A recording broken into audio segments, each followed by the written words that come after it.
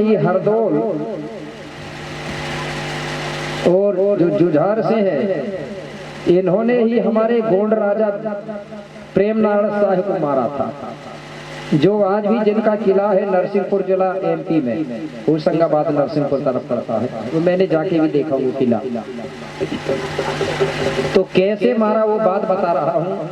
आज भी हमारे राजा महाराजाओं को इसी प्रकार से धीरे धीरे उनकी जो वंशावली है या उनका जो राजपाट है उसको खत्म करते जा रहे हैं। पहले बहुत राजा थे, आज बहुत कम बचे हैं। कैसे? एक बार बोलते हैं राजा प्रेमनारायण शाह अपने किला से, चौगान किला से दिल्ली जा रहा था। तो जब दिल्ली जा रहा था तो रास्ते में ओरछा नगरी पड़ती है। ओरछा नगरी में पहाड़ से रहता था, तो वो उसी के सामने से जा रहा था। पहले जो जमा यमा पड़ता था ना, जो खेती किसानी करते थे, जो लोहा की फांस बोलते थे, वो जब पतली हो जाती थी तो उसको वहाँ जमा पटाने के लिए जाना पड़ता था। तो वो जा रहा था बोलते हैं। तो पहाड़ से अपने घर में बैठा था, उसके सामने से राजा वीर नारायण शाह जा रहा था। तो राजा वीर शाह नारायण ने पहाड़ से को प्रणाम नहीं किया, सेवा जोहार नहीं किया। तो पहाड़ सिंह का दिमाग खराब हो गया। बोले ये गोंड राजा इतना घमंडी, बोले मेरे सामने से जा रहा है, मुझे सिर तक नहीं झुकाया। बोले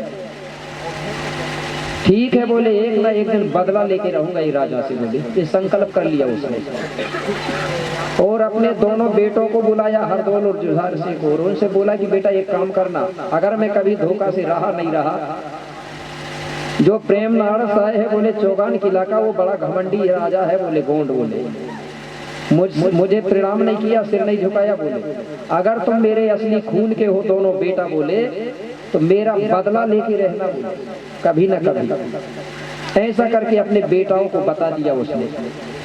और कुछ दिनों के बाद में अचानक वो पहाड़ से खत्म हो गया। अब ये दोनों भाइयों को ये बात याद रही कि हमको अपने पिताजी का बदला लेना है प्रेमनारायण राजा से। अब कैसे लेंगे? एक दिन उन्होंने अपनी सेना पूरी तैयार किए और चौगान किला पर चढ़ाई करने के लिए ये लोग चौगान किला पहुंचे। तो चौगान किला जो है ऊपर है पहाड़ी। तो ये सेना सहित हरदौल और जुझार सिंह बोलते हैं चौगान किला के आसपास घूमते रहे, लेकिन उधर जाने के लिए उनको रास्ता नहीं मिला किला का। जब रास्ता नहीं मिला तो बताया जाता है आज भी पूर्वजों के द्वारा कि उन्होंने जो आम खाया था, आम की जो गुठली फेंका था, तो वो गुठली फिर से आम का पेड़ बन के फिर से फलने पकने लगी, तब तक इनको रास्ता नहीं मिला। बहुत दिन हो गए, वही पूरी सेना, वही सब लोग रहे, पूरा समय बिताते रहे, रास्ता ढूंढते रहे, लेकिन रास्ता किसी को नहीं मिला। पूछते थे भी तो कोई गोंड नहीं बताता था। एक दिन उनको एक 80-85 साल का एक दादा मिल गया सयाना। उसको बुलाए, बोले दादा प्रेमनारायण शाह के किला जाने के लिए कोई रास्ता है क्या? बोले कहाँ से है? बोले वो रास्ता बताओ। वो दादा कहने लगा क्यों? बोले अरे बोले दादा हमको वहां जाना है। बोले नहीं, बोले बेटा मैं अपने राजा का मिलने के लिए जाने के लिए रास्ता नहीं बता सकता। बोले बाहरी लोगों को पता नहीं। बोले तुम कौन हो, क्यों जा रहे हो? बार बार पूछे लेकिन दादा ने नहीं बताया। तो बताया जाता है वो उन लोगों ने कुछ सोने की मोहर रख के गए थे। 5 सोने की मोहर निकाले और दादा के हाथ में दे दिया कि बोले दादा ये मोहर लो 5, लेकिन हमको रास्ता बस बता दो। और वो गोंड था वो दादा, वो मोहर के लालच में पड़ गया और कहने लगा बोले किसी को मत बताना, बोले कि उसने बताया है करके। मैं बता रहा हूँ बोले तुम। वो मोहर के लालच में रास्ता बता दिया। और आज भी ऐसे कई गोंड लोग हैं ना, जो हमारे राजा महाराजा या हमारे जो अच्छे लोग हैं उनको उनके लिए उनको मारने के लिए आज भी मार्ग बता देते, लालच में आगे पीछे को कुछ नहीं सोचते, हाल का देखते हैं। अब रास्ता बता दिया। अब बोले बेटा ये तो बताओ, बोले वहां जा क्यों रहे हो? तो वो हरदौल ने क्या बोला, बोले दादा बहुत पहले बोले ये राजा प्रेमनाथ शाह ने बोले हमारे पिताजी का अपमान किया है, तो बोले हम उससे बोले अपमान का बदला लेंगे। बोले दादा ने कहा बेटा बोले प्रेमनाथ शाह से कभी पंगा मत लेना, झगड़ा बोल मत लेना, बोले पानी डूबे तक नहीं छोड़ता, बोले बहुत खराब राजा है। बोले तो बोले दादा उसको मारने का कोई उपाय है वो के पास, आपके पास? बोले मेरे पास तो उपाय है लेकिन मैं नहीं बताऊंगा। बोले फिर दिए, बोलते हैं फिर मोहर निकाले और फिर दे दिए। राजा फिर लालच में पड़ गया और बताया कि एक काम है, राजा जब अपने बड़ादेव की पूजा करता है, जब अपना सिर काट के बाजू में रख देता है, उस समय वो ध्यान करता है और तुम इधर से जाना, सामने से मत लड़ना। जैसे ही वो सिर बाजू में रखेगा वो सिर को वहां से उठा के और कहीं दूर ले जाके फेंक देना, राजा अपने आप खत्म हो जाएगा। ये उपाय बता दिया। अब मेरे भाई ये लोग जब ऊपर गए तो राजा सुबह का समय पूजा के लिए जब बैठा अपने इष्ट शक्तियों का ध्यान करने के लिए, तो बताते हैं सिर उतार के बाजू में रख दिया था और ध्यान कर रहा था, और जो तलवार है वो बाजू में टिका दिया था और ध्यान कर रहा था।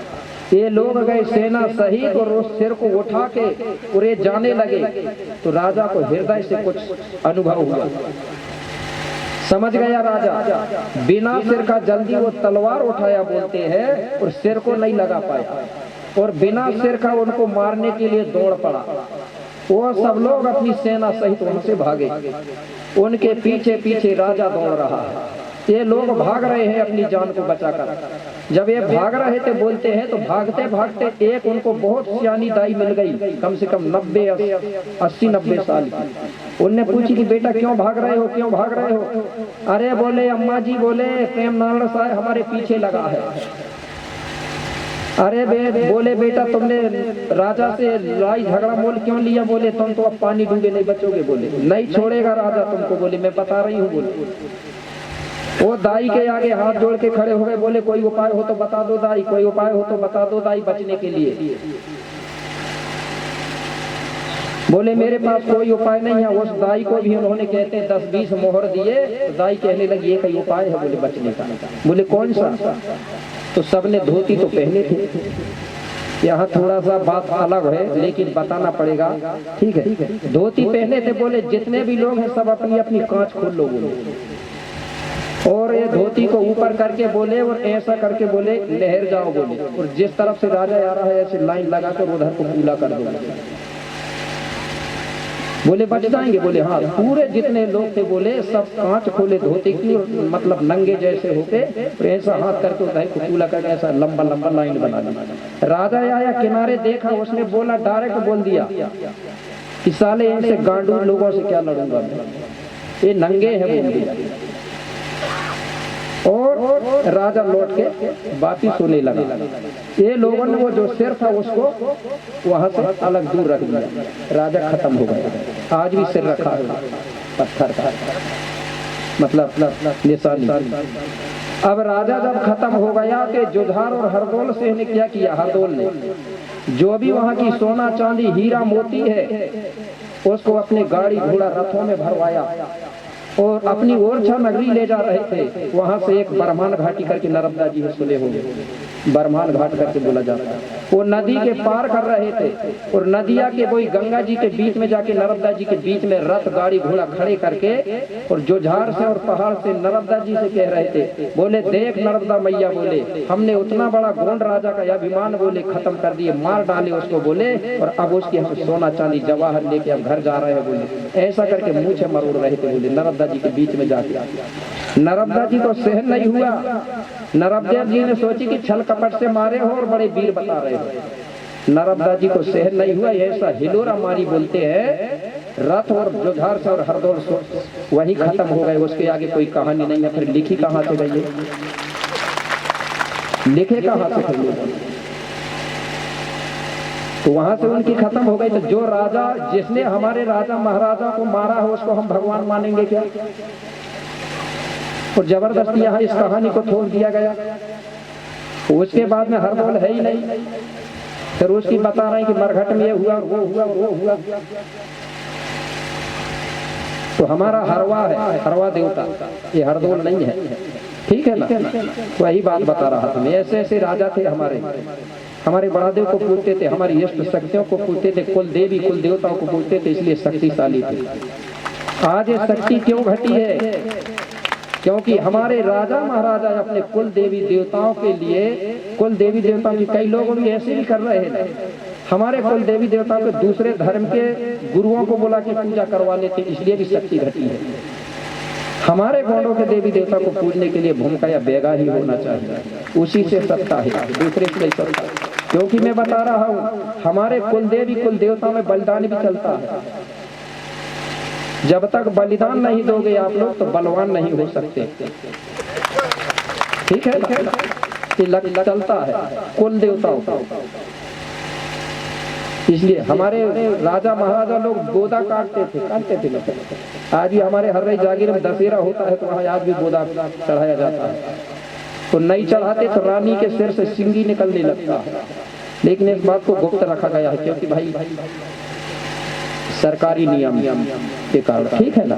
तो मेरे भाई इस प्रकार से हमारे राजाओं को मारा था। मैं हरदौल की बात बता रहा था, तो हरदौल कौन है? हमारा हरवा है। इसके बाद में जो जाटवा की बात कर रहा था वो ठाकुर देव कहा जाता है। जो बिदरी पूजा होती है तो उसका मुख्य देव माना जाता है ठाकुर देव।